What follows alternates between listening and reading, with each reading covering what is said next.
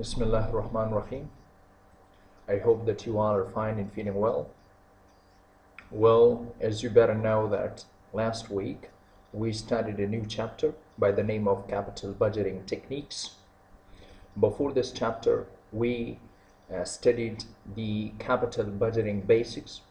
in which we studied the concept of capital budgeting, different types of capital budgeting, its process, and much more. Then last week we started its techniques, that are how to evaluate these future expected cash flows, how to find their present value, which is easy, and we can determine the present value of those future expected cash flows with the help of time value of money concepts, compounding and discounting, especially discounting, with the help of the hurdle rate, which we also call the required rate of return, or the discount rate. So in last week lecture, Capital Budgeting Techniques, we started from payback period, which is also called the traditional approach, or the traditional technique of capital budgeting, in which we do not use or implement the concept of time value of money. Then after that, we discuss the discounted payback period approach, in which we do include the time value of money concept.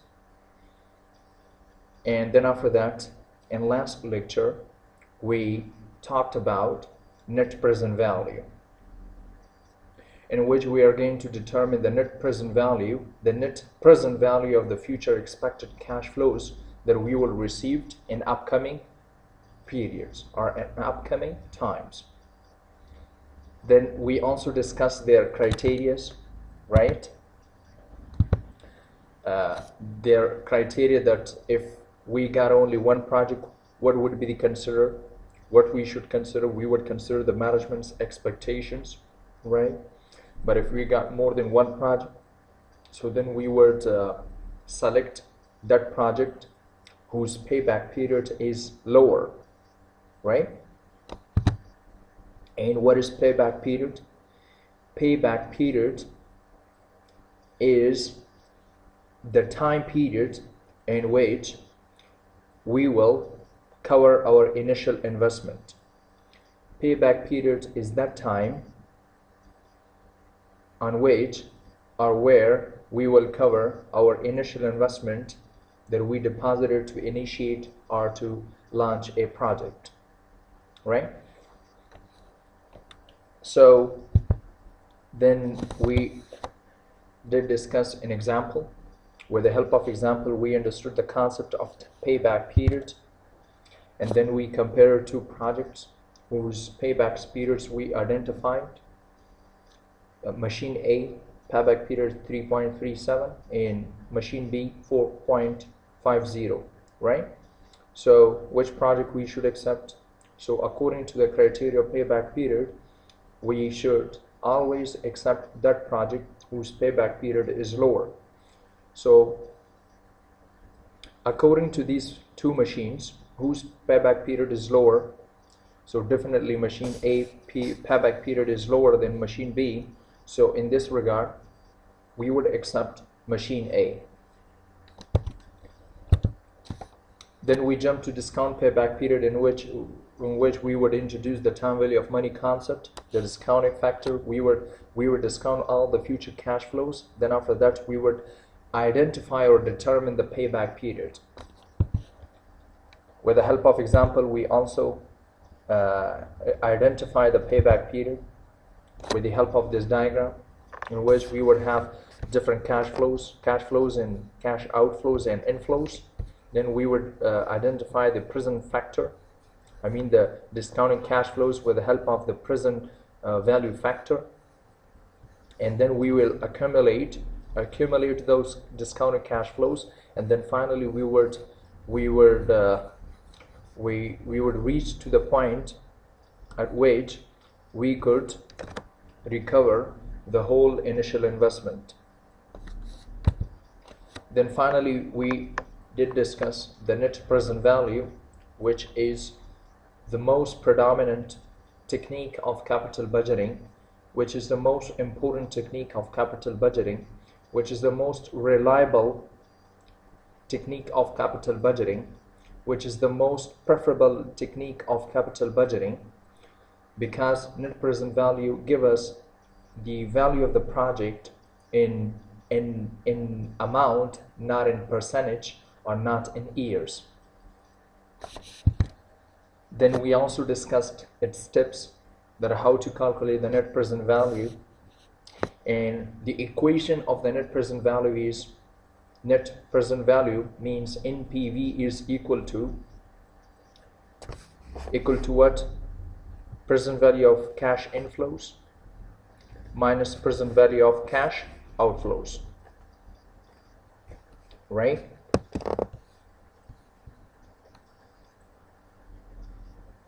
So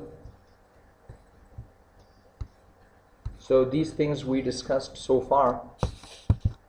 and then we did discuss this net present value with the help of an example. But before example, we did discuss the decision criteria, that when we will accept net present value, when we will accept the project according to the net present value, and when we will reject, and when we could be indifferent whether we should reject the project or accept according to the net present value, right? So that was the example, and it was its solution. So according to these projects net present values, so we would select that project whose net present value is greater. So here project B net present value is greater than the project A, because project B contributes more in the wealth of the shareholders as compared to project A. So this is what we have discussed, and we stressed on the net present value, that it give us value in amount. So according to these two values, we would always select that value or that project whose value is greater, right? And then finally we discuss its decision, that we have select that project which have higher positive NPV. Positive means when the net present value amount, this final amount, is going to be in positive. I means not in negative, right? So this means that we want to get higher positive return on their investment. Therefore we have select higher positive net present value for their investment. Then I also enlist an exercise. I gave an exercise, but unfortunately I forgot this exercise. I mean to tell you that this is your exercise, or you can consider it as an assignment for week 3. But anyhow, this is an assignment for you guys.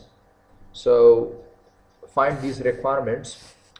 First, find out the payback period for both projects, for project A, for machine A, and for machine B, and then find their present values, I mean net present values for both projects, and then also tell us that which project is better for the company, right, according to payback period and also for the net present value.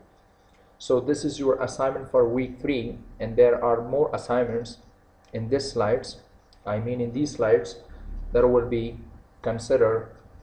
as an assignment for week 4. But we will study. When we study, then after that I will give you that assignment. No, nan mung start ko the internal rate of return. Mung the sana start ko the internal rate of return.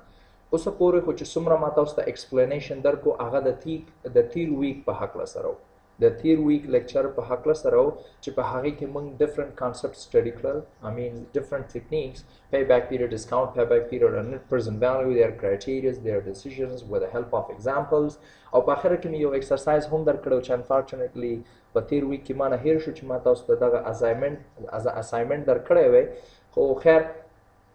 دا به تاسو په دغه week کې کوئ، نو دا به as assignment 3 او assignment 4 consider کیږي. د سره به نور assignments هم درکوم. Okay, so internal rate of return وایي څه ده؟ او internal rate shortcut څه دی؟ IRR. صحیح ده؟ نو internal rate of return هغه ریټ دی، هغه فیصدي ده چې په کوم باندې زمون دغه NPV ده دا څه شي؟ دا زیرو شي. څه شي؟ زیرو شي. مطلب دا IRR چې کوم دی دا هغه ریټ دی، صحیح ده کنه؟ دا هغه ریټ دی چې په کوم باندې زمون دغه NPV ده هغه څه شي؟ equal to زیرو شي. صحیح؟ نو وی تاسو چې کله دغه فیوچر کیش فلوز پرزنت ویلیو ته کنورټ کوئ، ډسکاونټ کوئ، نو وی تاسو داسې ریټ واخلئ که نه، داسې ریټ چې په هغې باندې ستاسو دغه نیټ پرزنت ویلیو څه شي؟ زیرو شي. وی چې په کم ریټ باندې ستاسو دغه نیټ پرزنت ویلیو زیرو شي، چې کله دغه فیوچر کیش فلوز تاسو پرزنت ویلیوز ډیټرمن کوي، بیا دغه پرزنت ویلیوز نه تاسو هغه انیشل کیش آوټفلو ماینس کوي او هغه ویلیو زیرو راشي، نو هغه ریټ به څه کنسیډر کیږي؟ هغه به انټرنل ریټ آف ریټرن کنسیډر کیږي. هغه به څه کنسیډر کیږي؟ هغه به انټرنل ریټ آف ریټرن کنسیډر کیږي. فار ایگزامپل موږ انیشل انویسټمنټ وو $5 lakh. یو پروجیکټ موږ سٹارټ کولو، د هغې انیشل انویسټمنټ وو $5 lakh او هغې موږ ته هغه پروجیکټ کوم میچورټي وه یا لایف پیریډ وو هغه 5 years وو. نو هر کال موږ ته ډفرنٹ کیش فلوز یې راکول، بیا دغه ټول کیش فلوز چې دي دا موږ پرزنت ویلیوز ته کنورټ کړه. چې کله موږ د دې پرزنت ویلیوز معلوم کړه د آل فیوچر کیش فلوز، نو هغه اوورال ویلیو څومره راغله؟ هغه هم 5 lakh راغله. نو چې کله د 5 lakh نه 5 lakh ماینس کې، نو څه موږ سره راځي؟ زیرو. نو دغه زیرو څه کنسیډر کیږي؟ دغه زیرو دلته دا ایکسپرس کوي چې وایي دغه زیرو هغه ریټ دی چې په کم ریټ باندې زمونږ NPV څه شي؟ زیرو شي. صحیح ده؟ اوس هغه ریټ څنګه معلومیږي؟ هغه ریټ موږ د ټرایل اینڈ ایرر میتھډ په ذریعه معلومو. صحیح ده؟ هغه ریټ موږ د ټرایل اینڈ د ایرر میتھډ په ذریعه معلومو. او دغه ریټ به څه کنسیډر کیږي؟ دغه ریټ به اوورال ریټرن کنسیډر کیږي فار دیس پروجیکټ. صحیح ده؟ چې دغه پروجیکټ نه موږ ته دومره ریټرن راځي، مطلب دومره فیصدي موږ دغه پروجیکټ نه ریسیو کوو. نو بلنې پوینټ دی چې IRR. صحیح ده؟ IRR څه شی دی؟ IRR is the rate at which NPV, net present value of a project, becomes what? Zero. نو IRR هغه ریټ دی چې په کم ریټ باندې زمونږ د NPV څه شي؟ زمونږ دغه NPV چې دا زیرو شي. صحیح؟ نو هغه ریټ ته به موږ څه وایو؟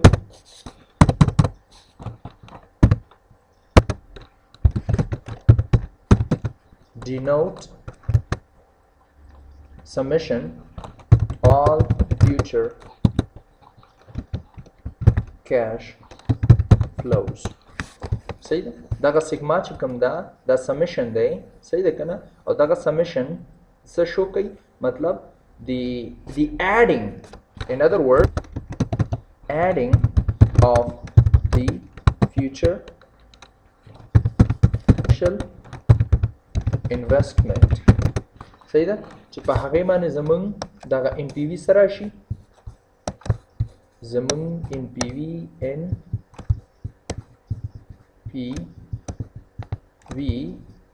equal to positive راشي. صحیح ده؟ خو بل دې سره به داسې ریټ اخلو، بل به داسې فیصدي اخلو چې په هغې باندې زمونږ دغه NPV دا نیگیټیو راشي. صحیح ده؟ نو چې کله پازیټیو او نیگیټیو راشي نو بیا د نیگیټیو د پازیټیو په مدد سره به موږ څه معلومو internal rate of return. صحیح نو سپوز وکړئ بل څه وایي په نیکسټ پوینټ کې وایي چې NPV at one rate should be negative and NPV at another rate should be positive. ومغه خبره کې چې سر ته ما په دغه اگزامپل کې واضح کړل وایي دوه ریټونه واخلي یو ریټ به داسې اخلي چې په هغې باندې ستاسو د نیټ پرزنټ ویلیو ده دا پازیټیو راشي او بل داسې ریټ واخلئ چې په هغې باندې دغه نیټ پرزنټ ویلیو څه شي نیګیټیو راشي نو چې یو پازیټیو راشي بل نیګیټیو راشي نو بیا به موږ اسانۍ سره ټرایل اینډ ایرر په مدد سره د ټرایل اینډ ایرر په مدد سره موږ به انټرنل ریټ اف ریټرن معلومولی شو په دویم پوینټ کې څه وایي چې وی شوډ آلسو کیپ ان مایند موږ باید چې دغه هم په ذهن کې کېنو چې کله موږ سره ریټ کم وي چې کله ریټ کم وي مطلب یو 12% یو بل 10% نو 10% ریټ کم دی کنه وی چې کله ستا دغه ریټ کم وي مطلب ډسکاونټ ریټ کم وي نو ستا به NPV سره راځي او به هایر راځي صحیح ده کنه ورته چې درته زه داسې کوم وی چې کله ستا دا ریټ کم وي کنه ریټ کم راشي نو ستا به NPV څه شي NPV به دی زیاته راځي پازیټیو بل وی چې کله ستا دغه ریټ څه شي زیات شي ریټ دی زیات دی د 10 نه 12 شي 12 نه 15 مطلب بروخیږي نو بیا به ستا NPV څه شي هغه کم شي او د دې شاته لاجیک څه دی کنسپټ دا دی چې تا سره کوم فیوچر کیش فلوز دي کنه که ته هغه په ډیر ریټ باندې ډسکاونټ کوې نو ستا به څه شی راځي ستا به نیټ پرزنټ ویلیوز به کم راځي خو که چېرته ته ریټ کم واخلې د 10 په ځای 15 واخلې نو ستا NPV به بیا زیات راځي صحیح ده کنه نو چې څومره ته ډسکاونټ ریټ زیات اخلي مطلب دغه ریټ زیات اخلي نو ستا نیټ پرزنټ ویلیو به کم راځي او چې کله ته دغه ریټ کم واخلې نو ستا نیټ پرزنټ ویلیو به زیات راځي مطلب انورس دی ریټ کم واخلې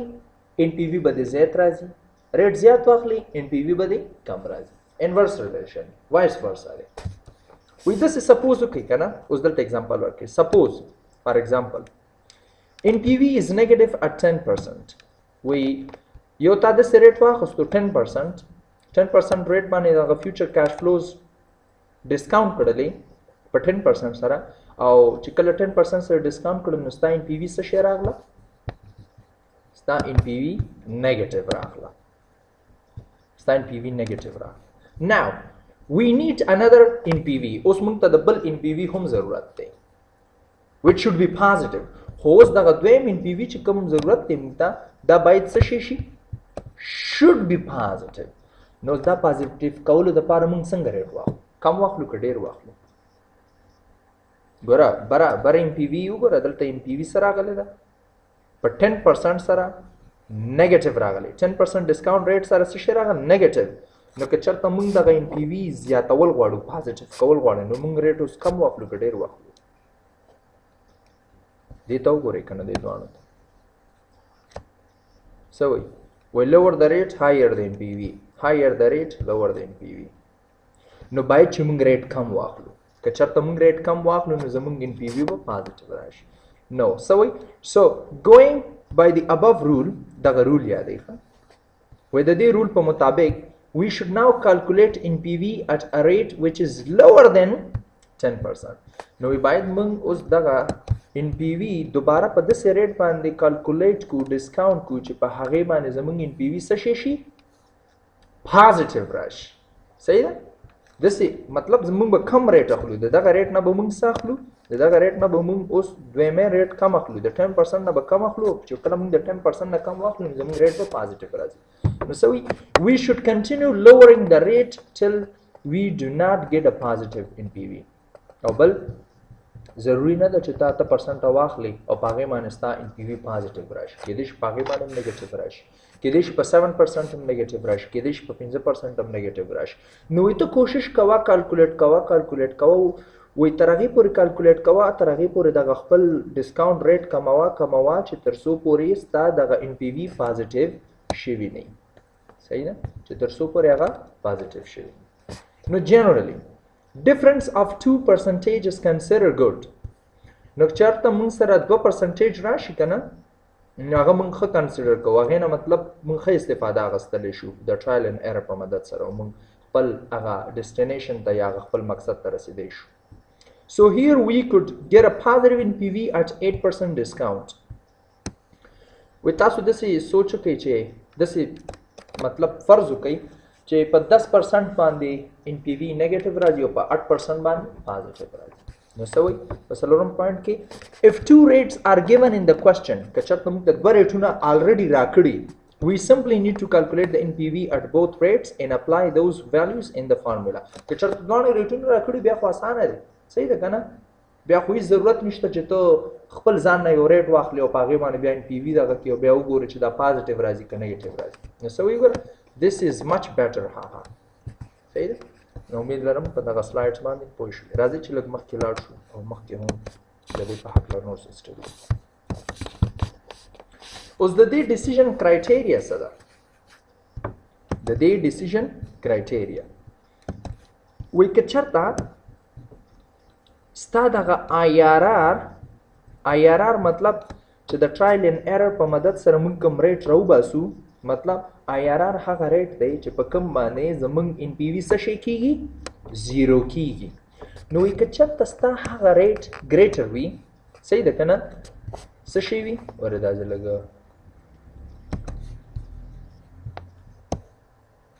صحیح ده که نه هغه ریټ څه شی وي زیات وي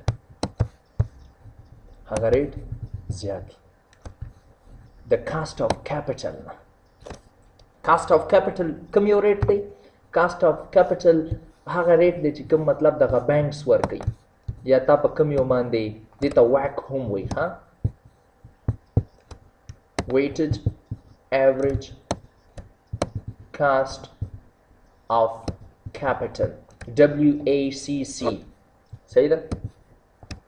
دا هغه ریټ دی دا واک هغه ریټ دی چې کوم موږ په NPV کې استعمالو په NPV کې موږ ته ریټ راکړی که نه نو هغې ته موږ څه وایي واک وایي که چېرته ستا دغه انټرنل ریټ آف ریټرن چې کوم ته معلوم دې کړو او هغه بیا ته موازنه وکړه د واک سره که چېرته هغې نه زیات وي نو ته څه وکړه دغه پروجیکټ ایکسپټ کړه که چېرته IRR کمي IRR څه کمي او ستا کاسټ آف کیپټل زیاتی نو بیا ته څه وکړه په دغه کیس کې ریجیکټ کړه ځکه چې موږ ته په دغه کیس کې هیڅ فایده نه رارسوي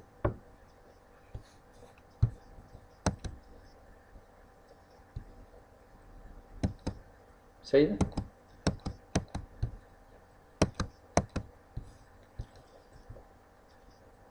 ښه نو مخکې ځو اوس دلته موږ ته یو کوېسچن راکړی ښه کوېسچن یې راکړی دی چې رضا اینڈ کمپنی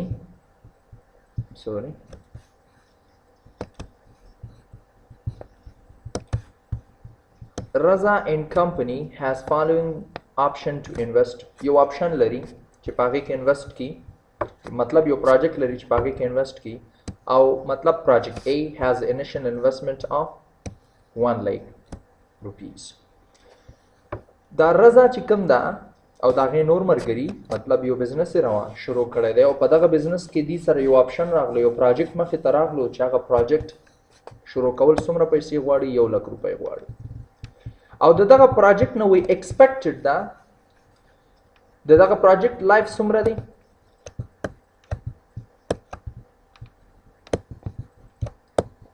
دغه پروجیکټ لایف مونږ سره دی 4 کاله نو په دغه 4 کالو کې پلنی کال ایکسپیکټډ دا فرست ایئر چې 18000 راشي دویم کال ایکسپیکټډ دا چې 15000 راشي دریم کال ایکسپیکټډ دا چې 8000 راشي څلورم کال ایکسپیکټډ دا چې 12000 راشي صحیح خو که چېرته ته یو عام کس نه تپوس وکړي چې هغه د فاینانس سټوډنټ دی نو هغه به څه وایي دا پروجیکټ ایکسپټ کړه ځکه وایي ته نن 100 روپۍ ورکوي ته نن صرف 1,00,000 روپۍ ورکې او پاینده کې تا ته څو را روانې دي 80 او 15 95 او 38 نو 100 صبر وکړه غلط نشه سوري موږ سره ټوټل څو راځي 95 plus 38 plus 17 150 راځي سوري نو مطلب وی تنن سو انویسٹ کئی تنن 1,00,000 روپۍ انویسٹ کئی روان کال ته شپېته بیا درته 15 بیا درته 8 بیا درته 19 نو دا ټوټل څومره راځي ټوټل مطلب تا ته 1,50,000 راځي 1,50,000 مطلب 50,000 ستا ګټه 50,000 څه شی دی ستا په دې پروجیکټ کې ګټه ده نو وایي او نه تاسو د فاینانس په نظر سره وګورئ فاینانس کې موږ صدق کو موږ وایو چې دغه کیش فلوز چې کوم دي دا موږ ته ټوټل نن نه ملاویږي چې نن موږ دې سره موازنه وکړو دا موږ ته 1 کال پس ملاویږي دا موږ ته 2 کال پس ملاویږي دا موږ ته 3 کال پس ملاویږي دا 4 کال پس ملاویږي او موږ وایو کنه چې $1 today is not equal to $1 tomorrow. Why? Because there is inflation. صحیح ده کنه د سبا یو روپۍ ارزښت د نن یو روپۍ نه کمی مطلب د نن یو روپۍ ویلیو زیاته ده as compared to tomorrow نو موږ باید دا څه وکړو دا ټول څه ته کنورټ کړو present value ډسکاونټ یې کړو څه وکړو دا ټول ډسکاونټ کړو discount present noun rate of return value صحیح ده اوس دغه ریټ سره به بیا موږ د IRR کمپیریزن کوو که چېرته دغه IRR دی دا ګریټر زیات وي د دغه ویک نه ویک کم وي نو بیا به موږ څه کوو ایکسپټ کوو که چېرته دغه IRR کم وي او ویک یا ډسکاونټ ریټ یا ریکوایر ریټ اف ریټرن زیات وي نو بیا به موږ په دغه کیس کې څه کوو پروجیکټ به ریجیکټ کوو صحیح نو راځئ چې دغه کالکولیټ کوو ښه د دې کالکولیشن موږ څه واخیستو څنګه واخیستو دې کې اوس ویلیو که نه وایي ته مختلف ریټونه واخله او وګوره یو پازیټیو راشي بل نیګیټیو راشي نو موږ څه وکړه پهله موږ دغه کیش فلوز چې دي دا موږ په 0% باندې ډسکاونټ کړل 0% هم واخیستو صحیح ده نو پهلني کال کې ما ته به 80,000 راتلی 80,000 مې ولیکل 80,000 ډیوایډ بای 1 پلس 20% for 1 year مطلب یو کال به دا شاته ځي که نه داسې 15 دا به 2 کاله پس شاته 2 ځل به ډسکاونټ کېږي 2 کاله به ډسکاونټ کېږي داسې دا 13 دا به 3 کاله ډسکاونټ کېږي نو ځکه دلته N3 دی داسې 17,000 دا به 4 کاله ډسکاونټ کېږي 4 کاله شاته به ځي نن ویلیو ته به راځي دا به دلته 4 او ماینس 1 لک مطلب دا انیشل کیش انفلو ده کیش آوټفلو ده سوی نو وی چې کله دغه 80 لکه موږ په د فیصدي ډیسیمل ته واړولو بیا هم 1 سره پلس کړو نو دې نه سره 1.20 دلته 1.20 دلته 1.20 دلته نو په دغه سیکنډ سټپ کې صرف موږ دغه فیصدي کنورټ کړ ډیسیمل ته بیا هم 1 سره پلس کړو نو دې نه 1.20 را په دریم سټپ کې څه وکړل په دریم سټپ کې د دې دغه پاور ختم کړلو پاور وی چې ته کله د 1.20 پاور 1 واخلې نو ماغه سره راځي 1.20 راځي وی چې ته کله د 1.20 دوزل ډسکاونټ کې پاور 2 واخلې نو د هغې ویلیو څومره راځي 1.44 راځي چې کله وی ته د 1.20 پاور 3 واخلې نو د هغې ویلیو سره راځي 1.73 راځي او چې کله د 1.20 پاور 4 واخلې نو بیا سره راځي 2.07 راځي نو په دریم سټپ کې به څه وکړي دغه 50,000 به په 1/20 باندې ډیوایډ کړي نو دې نه څو راځي 80,000 به په 1/20 باندې ډیوایډ کړي نو څو راځي 50,000 بیا به 15,000 په 1.4 باندې دا کړي نو دې نه 40,000 او 315 راځي بیا داسې د 8 په 1.73 باندې نو دې نه څه راځي 21,000 او 990 راځي بیا دغه شانتي 11000 په 2.07 باندې ډیوایډ کړئ نو دینه سره راځي 8198.13 نو چې کله ته دغه څلور وړه ویلیوز رايوځای کې پلس کې نو دینه سره راځي 1,04,490.0 دومره راځي او ستا انویسټمنټ څومره دی ستا انویسټمنټ 1 لک دی نو دلته به تاسو سره NPV سره راځي NPV تاسو سره پازیټیو راغله NPV څومره راغله NPV دلته تاسو سره پازیټیو ده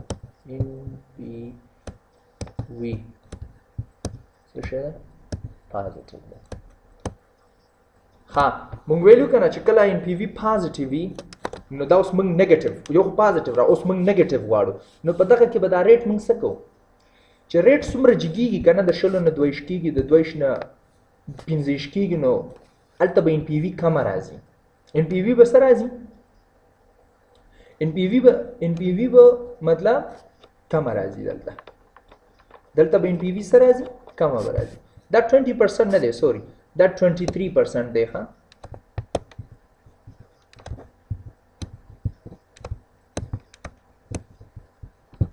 صحیح ده دا 20% نه دی دا 23% دا 20% دی دا 22% دی او دا 23% دی صحیح ده نو 20% 22% and 23% نو دسی په 0% باندې زموږ NPV پازیټیو راغلا د 1,04,490 نه موږ چې کله 1,00,000 ماینس کړو نو 4,490 روپۍ موږ سره اضافه راغله موږ دغه ریټ لږ زیات کړو چې ریټ څومره جګی نو الته بستا NPV کم راځي نو مګه سیم میتھډ مې دغه کړو ټول مې دلته پلس کړل صحیح ده چې ټول په پهلنی سټپ کې مې وګوره دلته مې پاور په واچولو دویم سټپ کې مې هغه فیصدي کنورټ کړل په دریم سټپ کې مې په ډیوایډ کړلو څلورم سټپ کې مې دا ټول پلس کړل پنځم سټپ کې مې ته ماینس کړل نو چې کله ته ما ماینس کړل نو ما سره سره راغله 1,290.14 دلته هم پازیټیو راغله اوس به زلک نور ریټ هم جی کم ځکه چې موږ سره پازیټیو راغلی اوس به موږ څه کوشش کوو موږ اوس په دغه دویم سټپ کې د نیگیټیو سوچ کوو نیگیټیو کوشش وکړو چې موږ نیگیټیو ویلیو ډیټرمین کوو صحیح ده نیگیټیو ویلیو موږ ډیټرمین نو په دریم سټپ کې هم دغه فیصدي مې واخیسته 3% بیا په دویم سټپ کې مې هغه فیصدي مې ډیسیمل ته دا کړه 1 مور سره پلس کړو 1.23 راغلو بیا مې دریم کې دغه په ډیوایډ کړو په څلورم کې مې دغه ټول پلس کړ په پنځم کې مې او مګه انیشل انویسټمنټ ته دا کړو نو موږ سره دلته وګوره نیټ پریزنت ویلیو کم راغله صحیح ده کنه مطلب هغه پریزنت ویلیو اف فیوچر کیش فلوز کم راغله او پریزنت ویلیو اف انیشل کیش آوټ فلو زیات شو چې تکله د کم ویلیو نه زیاته ویلیو ماینس کې هغه څه کې راځي هغه ماینس کې راځي نو څو ګره دلته اوس موږ ټرایل اینڈ ایرر میتھډ استعمالول شو ځکه چې موږ سره یو نیگیټیو ویلیو راغله یو پازیټیو راغله صحیح ده اوس د دې ټرایل اینڈ ایرر فارمولا څه ده IRR equal to complete interest rate یو خو به complete interest rate واخلي complete interest rate مطلب چې په څومره باندې دا پازیټیو راځي څومره باندې پازیټیو راځي دا وګوره په 22 باندې دا پازیټیو راځي کنه یو خو به دا واخلو دې سره به پلس کو های ویلیو به واخلو های ویلیو مطلب چې کوم پازیټیو ویلیو راځي دا NPV ابو لیکو دا غینه به ماینس ریکوایرډ ویلیو همیشه زموږ دلته IRR کې 0 ده نو چې د های ویلیو نه 0 ماینس کې نو اومګه ویلیو راځي او ډیوایډ بای های ویلیو ماینس لوور ویلیو د های نه به لوور ماینس کې نو بیا به څه وکړي دا به سره دا غینه چې کوم راشي ریزلټ هغه به د کمپلیټ انټرست ریټ سره پلس کې نو تاسو به ویلیو راشي هغه ویلیو به سره هغه فیصدي به کنسیډر کیږي انټرنل ریټ اف ریټرن ګورئ های ویلیو دلته موږ سره څومره ده 4,494.60 خو موږ ولې دلته 0% په 2% هم موږ ته پازیټیو راغله نو موږ بدلته دا نه اخلو صحیح ده دلته به موږ څه دغه نه اخلو موږ بدلته دا ویلیو اخلو صحیح ده 2% والا required rate 0 دی required value lower rate څومره دی موږ سره negative lower rate همیشه negative وي او higher rate positive وي negative راغلو مطلب یوم دا واخستو دا موږ بالکل کراس کړی دی ښه په دغه error method کې trial and error نو ګوره دلته اوس څه وکړه IRR فارموله ده کنه دلته فارموله ته IRR equal to ما چې complete interest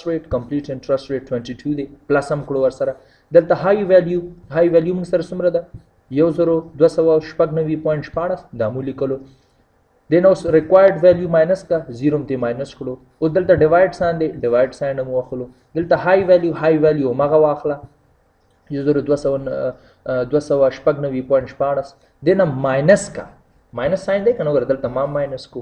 نیگیټیو ویلیو همیشه په بریکټ کې راځي کنه نو دا موږ په بریکټ کې واچول 229.29 په دویم کې مسو کړل په دویم سټپ کې مطلب تاسو دلته وګورئ کنه په پلنی سټپ کې سوري دا ولې شاته دا واپس په پلنی سټپس کې موږ څه وکړو صحیح ده په پلنی سټپ کې what the hell man okay leave it